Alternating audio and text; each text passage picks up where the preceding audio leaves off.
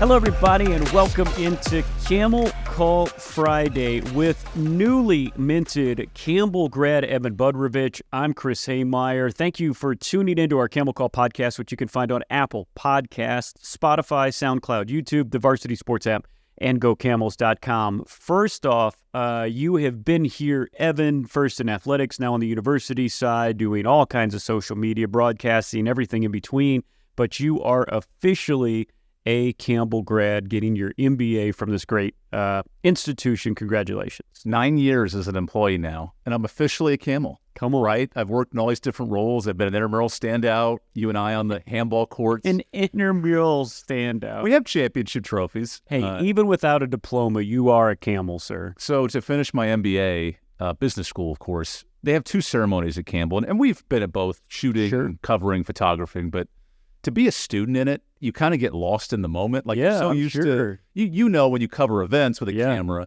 you're used to capturing video or shooting photos, but when you're locked in as the person involved, like your brain's moving 1,000 miles an hour, my family, get them all situated. Yeah. You kind of feel like a player a little bit. Yeah. Not that eyeballs are on you. Right. But I dabbed it up with Dr. Creed, the person reading the names, butchered my last name, so we laughed about that. That's tough. And it was a great ceremony. And you know, this institution is really highly academic. It's not a breeze to get through, but they treat the students right. And I did it mostly online, which was amazing from my experience. Yeah. I'm thankful to Campbell for having a faculty assistance with all this and guiding us through it the last 2 years. Yeah, it's awesome. I'm just hoping that I'm employed long enough that maybe I get an honorary degree. Now with two twins. We handed one out for the commencement speaker on Saturday. So now, all you got to do is give a commencement speech, and I can get you one. Yep. Now the fact that we have two kids that aren't even 3 yet, it might be a while before I think about going back to school. Well, congratulations to you. And gosh, a lot of great sports stuff to talk about. First of all, we'll talk about how basically the win or go home part of the season for our baseball team begins now. Looking up for Campbell, they won a road series against Monmouth, pitched really, really well in the final two games of that series, but they need to finish in the top six to get into the CAA Tournament, which again will give them a chance to go to the NCAA Tournament. They are outside the top six right now, but it is not improbable, but a couple things have to happen. First and foremost, one of the teams ahead of them in the standings, William and Mary, is coming here this week in a special Thursday, Friday, Saturday series. Campbell has to sweep William and Mary. Bottom line, they have to get 3 wins. If that happens, they're going to need a little help. One of these two things needs to happen. Northeastern, the third-place team in the league, they're at home, facing a very good Stony Brook team that's in the top 6 right now. They need to sweep them. Northeastern needs to sweep Stony Brook. That with a sweep will get Campbell into the CAA tournament. Or Campbell sweeps William and Mary, and Monmouth, the team that Campbell just beat, takes 2 of 3 from Hofstra at Hofstra. You don't like the fact that you need something else to happen for some other teams. Both of these things are not improbable. Monmouth winning a series at Hofstra is going to be tough for a Monmouth team that didn't look very good when Campbell went up there. Northeastern at home sweeping Stony Brook, you can see. And a good Northeastern team. Mike Lavin's a great coach. The challenging part of all of this, Stony Brook plays at 2 o'clock Thursday. We play at 6 o'clock Thursday.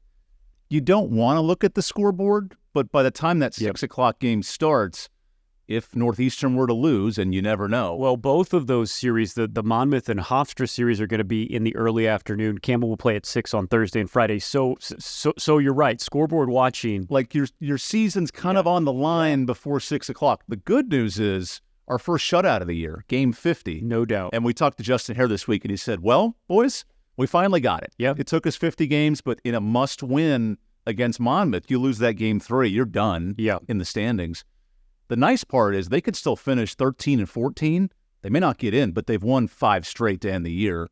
The tough part, like you said, you're kind of needing some help from other teams that you lost to in the regular season. So many odd things happen in the final weekend of baseball. I think first and foremost, the good thing is Campbell kind of bouncing a spring in their step going into this final weekend. And then again, like I've said all year, I fully have believed and have been saying this for the past for the past months and the past week that, boy, if this Campbell team can figure out a way to get into the CAA tournament, don't hold it past them that they would win what would be their 5th tournament title in the last 6 years. It's either way, whether Campbell's season is still going on or not, it's going to be a fun weekend of baseball because the tournament starts in the middle of next week. They begin the series early, so Thursday night, 6 p.m., Campbell will take on Stony Brook. Friday, it's our final Fireworks Friday of the year. That's another 6 o'clock start. And then 2 p.m.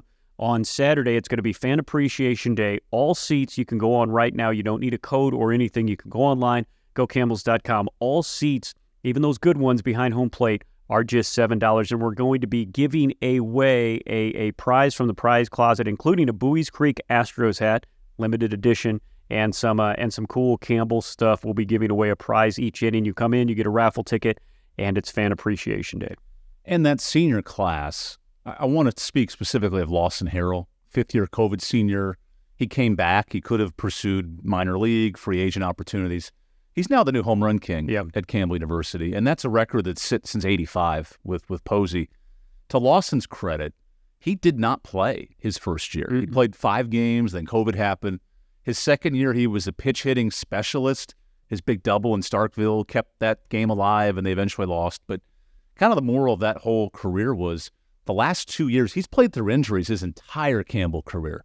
And to surpass John Posey's home run record, to really be now an emotional leader of this group, he's been pretty quiet the first few years, but in the last 2 to 3, go from team captain, Drake Pearson, emotional leader last year. Now it's Lawson Harrell leading the charge, and he'll show up in his cowboy boots and his overalls and his big personality, but he leads by example.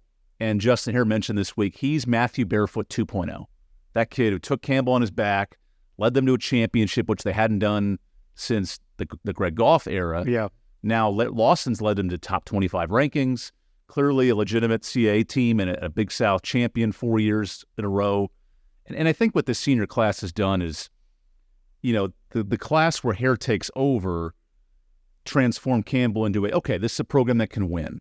Now it's we expect to win. You're right. And that shift, there were some down years early with Hare, but from 18 on, and Lawson's a big part of that, you say, hey, this team's expected to win 35, 40 games a year, and there's only so many programs that do that. D1 baseball has them as a top 75 program in the country right now in terms of yearly rankings. That doesn't happen at Campbell in many sports. Maybe golf, maybe track and cross country, but there's only a handful of sports. And baseball is now beating NC State every year, beating Duke every year.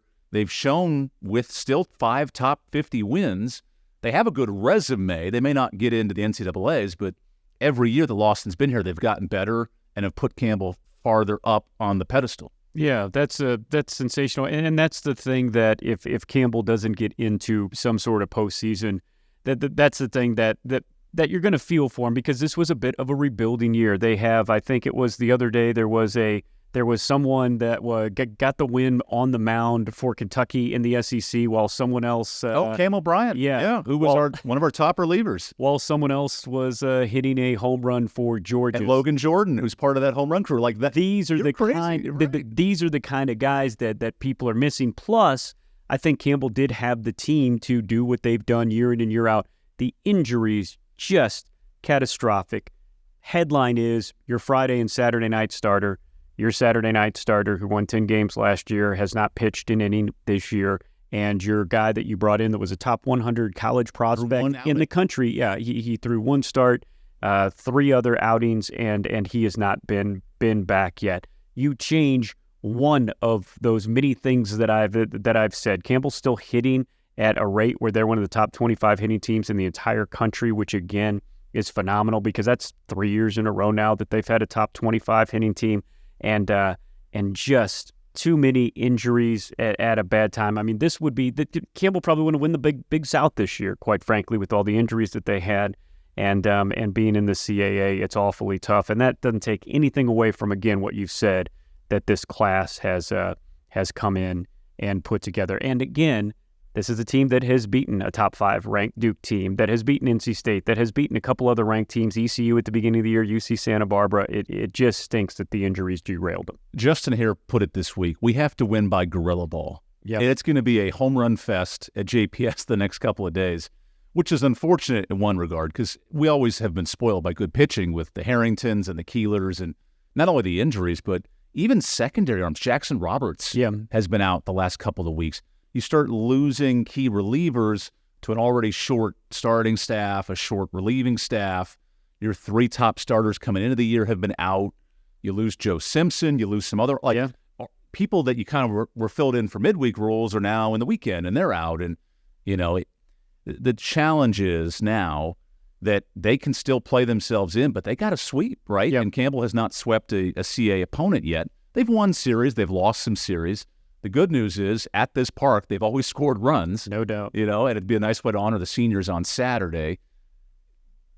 I do think this team, though, if they get into the CAA, like you said, 6 seed, absolutely. I don't want to play them. And they'll have a lot of momentum because if they get into the tournament, that would have meant they have won these 3 games this weekend, 5 in a row. And again, I've always said all year, they're going to make some noise if they get into the tournament. And as someone who was working, I was scheduled to work Tuesday, ECU and Campbell on ESPN+. Yeah. I think both programs were sitting there saying, hey, we're good. No doubt. Keep pitching fresh. ECU's playing for a conference title. Campbell's playing for a conference tournament. I think momentum stays good. You get some indoor hitting Tuesday. Much better weather the rest of the week, so no problem there. It is weird these last couple midweek games. Like we saw at Carolina, Campbell threw 11 arms. Yeah. You are literally throwing everybody out there, see what sticks. You're trying different lineups. I mean, Peyton Bonds, he's hitting over 300 in his last 10 games. Like, that's a freshman who you go, okay, that kid in 2 years when he's draft eligible, he's going to be going somewhere, right? No doubt. Braden O'Shaughnessy, I don't know if it's that Cole Hallam senioritis and you get your last month, but he's hit 10 home runs in the second half of the season. Like, these guys are starting to figure out on offense that less errors in the last 2 weeks, no errors in the Monmouth series. Like, you count your blessings because we've had some up and down moments defensively, but Chandler Riley looking good at second. Like, it's coming together in almost everything. And if they can win 5 of their last 6 to get in, good luck. Yeah, it would be something. It will be fun. We'd love to see out here at JPS Thursday, a special Thursday start, Thursday 6, Friday, fireworks 6, Saturday, the finale at 2. All the games will be on Flow Sports. Our track team, Evan hinted at it a couple of weeks ago. He said, hey, don't look at the overall results, but look what individuals are doing. Well, Campbell did it all. Campbell missed a men's outdoor title that they were not supposed to get anywhere close to by just a couple of points, and they nearly swept the awards. Jamel Miller, he earned the most outstanding track performers. He had 4 gold medals, 3 meet records. Jaden Ramsey, the most outstanding track performer, she had 3 goals and 3 meet records. And CJ McBride, men's outstanding field performer, had 2 golds and a meet record. Not only did they win CAA championships, these individuals, these relay teams, Cassidy Pickett got another gold to her name as well, but they set CAA outdoor track and field records. Just amazing. And Chastity in the hurdles beat her next opponent by 2 seconds, which in the hurdle and the 400 world is incredible. Not fully healthy as well. Yeah, and she's gearing up for Olympic trials and all that nature. Even the women, though, a top 4 finish, and they're undermanned in terms of scholarships. You know, they've obviously done well for second, third podium, but they don't have the numbers to compete. I was really surprised by the men's number of points they accumulated, right? And to Virgil Givens and that staff's credit, that program has always overcome more with less. No doubt. They really show it here. McBride, most outstanding male athlete in the Big South and the CAA in a 3-year stretch, which is incredible. Different tier of competition.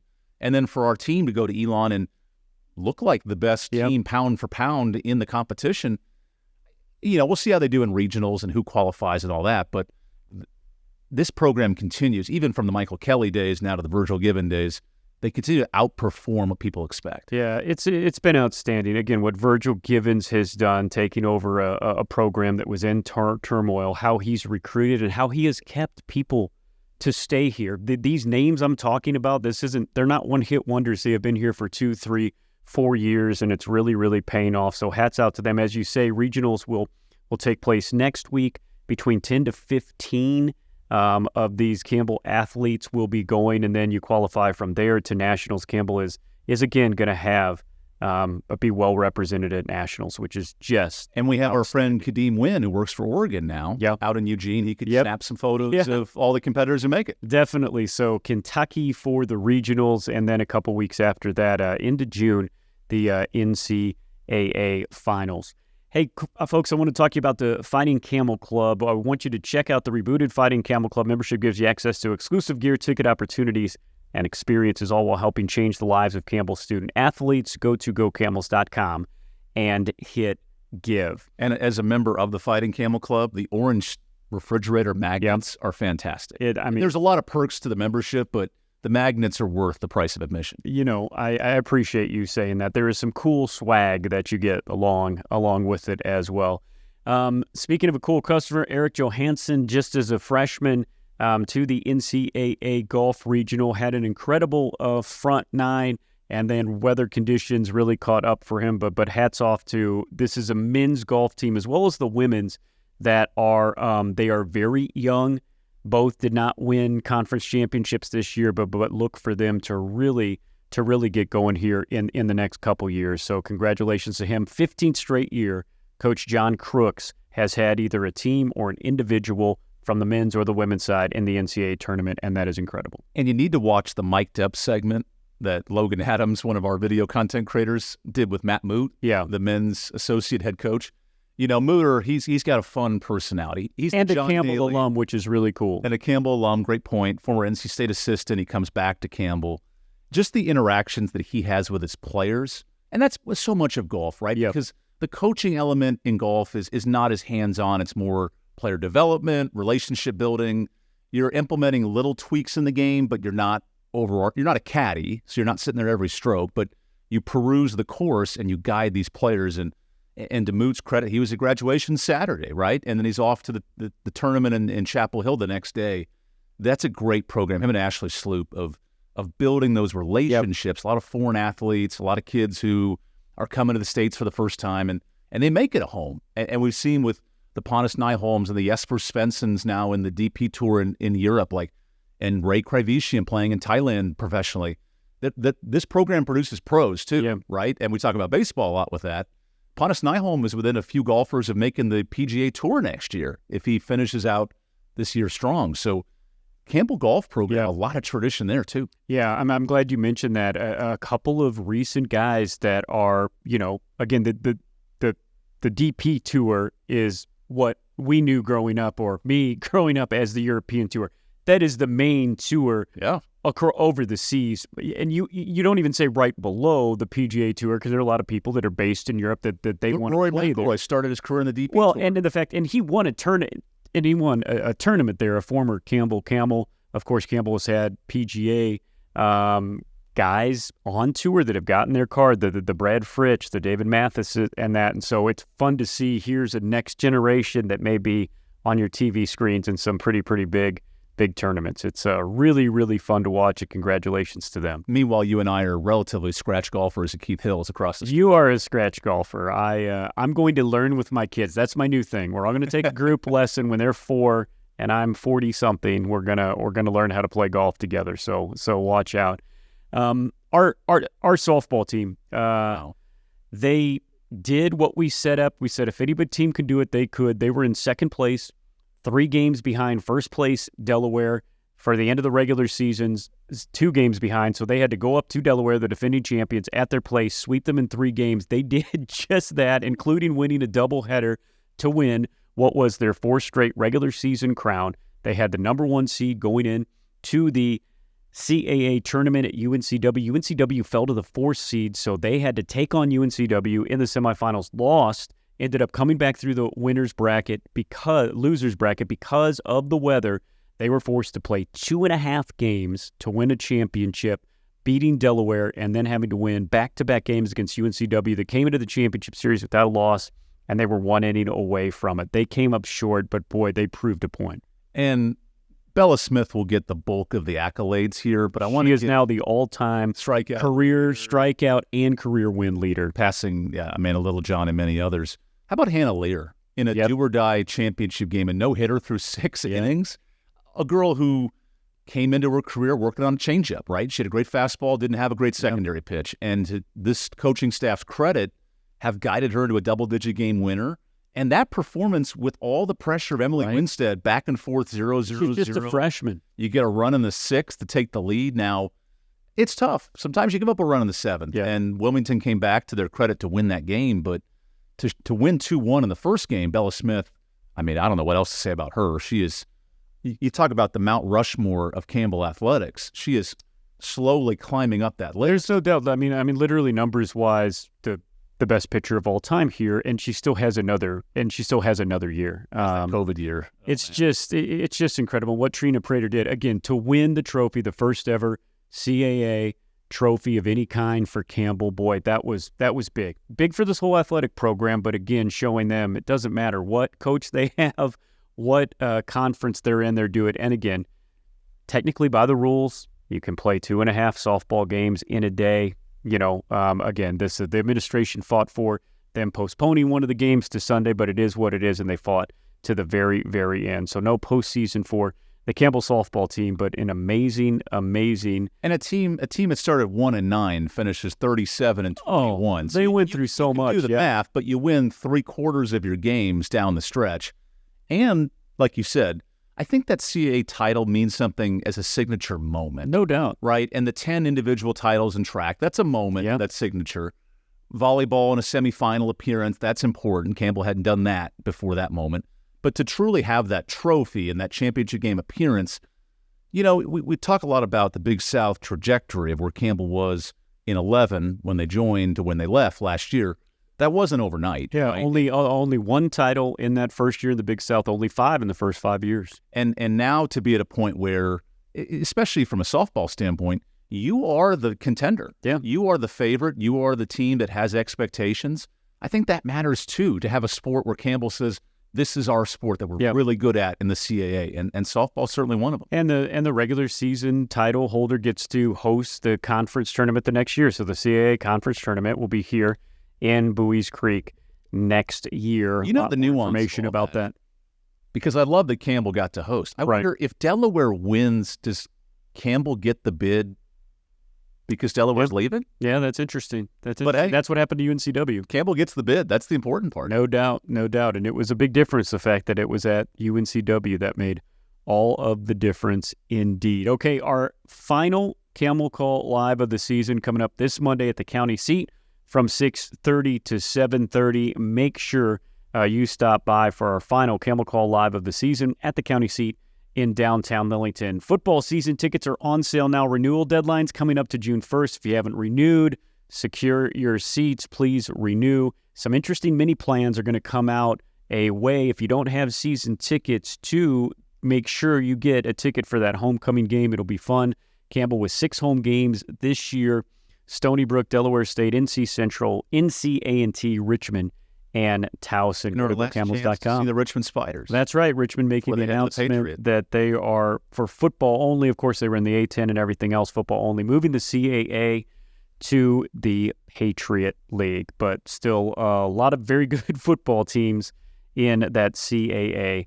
As, that will be the next home event. After this weekend, the next home events will have soccer and then our home opener for football on September 21st. What if I told you the first 4 matchups at home are Wolves, Hornets, Eagles, and Aggies? Like, you talk about the Nat Geo dream, and Camels will all mixed into this. Like, if you're a kid and you want to see neat mascots and logos, that's right. Come to the first 4 home football games. And that's why you're so great on this podcast, Evan, always between the lines. That's why you have a MBA now. Join us in 2 weeks. We will have our final Camel Call Live episode of the year. I will give Evan all kinds of marriage advice since he will be getting married this summer. We'll talk a little bit about that as well. Thank you so much for listening all season. Thank you for listening now. We'll drop the Camel Call Live podcast the middle of next week, and the week after that, we will have the final Camel Call podcast of the year. Hopefully we have some surprising baseball to talk about. Campbell home this week, Thursday, Friday, and Saturday. For Evan, I'm Chris saying so long. Thanks for listening. This has been Camel Call.